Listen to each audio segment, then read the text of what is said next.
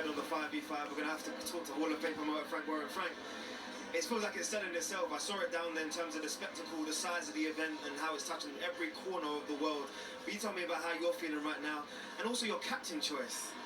Well, first of all, I think it's a great concept. You know, it's always a good thing about rivalry, and always rivalry, you know, in the ring with the fighters. But this time it's our teams. You know, Queensberry v Matchroom. I'm loving it, and everybody's into this. Everybody I talk to, everyone's got a view, which is brilliant, because it's, you know, they're quite good matches. They're very evenly matched, or some people may think.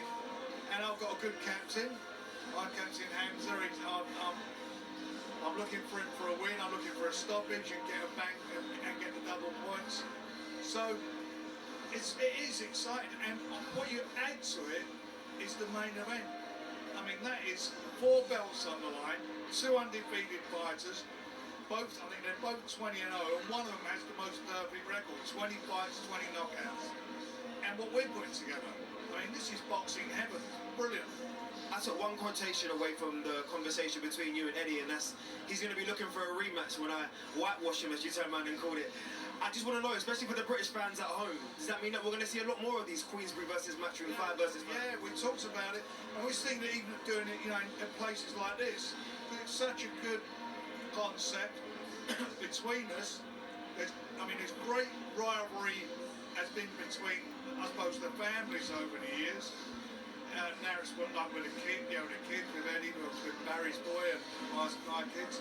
And when when you're looking how, you know, I mean, we are really, really competitive people.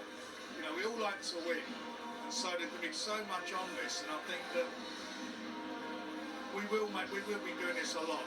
I can see 4 of these a year.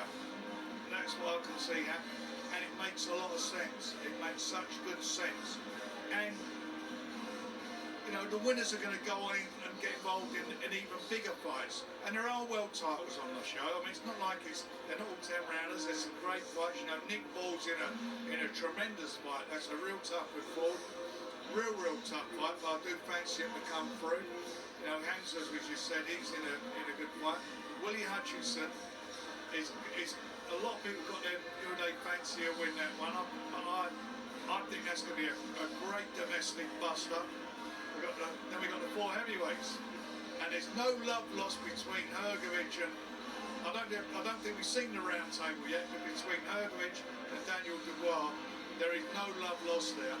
There was a funny moment during the round table when some choice language was used, which shocked me, and I've been around a long time. But coming from Daniel the way it did, and he's got a bit between his teeth in this fight. You know, he's coming up at a really good win.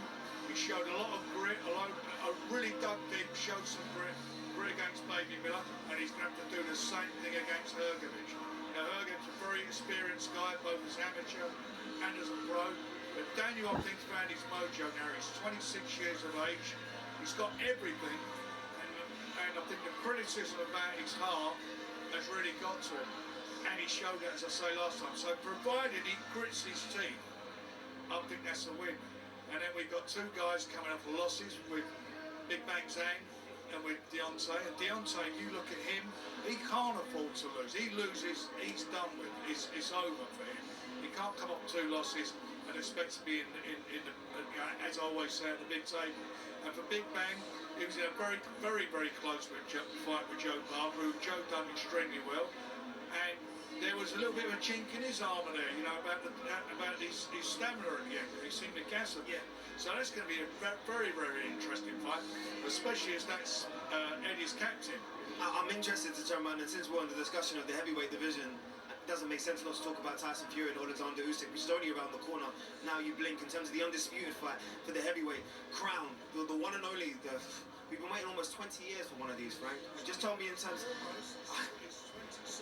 Tell me how you've been feeling. Century.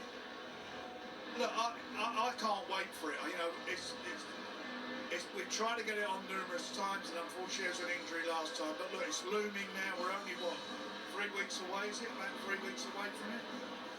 4 weeks away from it. And it's going to happen. You know, provided there's no injuries, it will happen. It's a cracking fight. Again, two undefeated fighters, two best heavyweights out there. You know, everybody's raving about how AJ's come back, and he has come back well, put some great performances in, but Tyson's fighting a guy who beat him twice. So this is an exciting fight, and it's setting up other big fights. I genuinely do believe Tyson will come through it, and I do think he will stop it. I know that's a bold statement, but I genuinely do think he'll do the business. Well, we can't wait. In less than 4 weeks, as you turn around and say. Boxing's in a very, very healthy place, and listening to Frank promote both of those fights, both of those events, we can only smile. No, the passion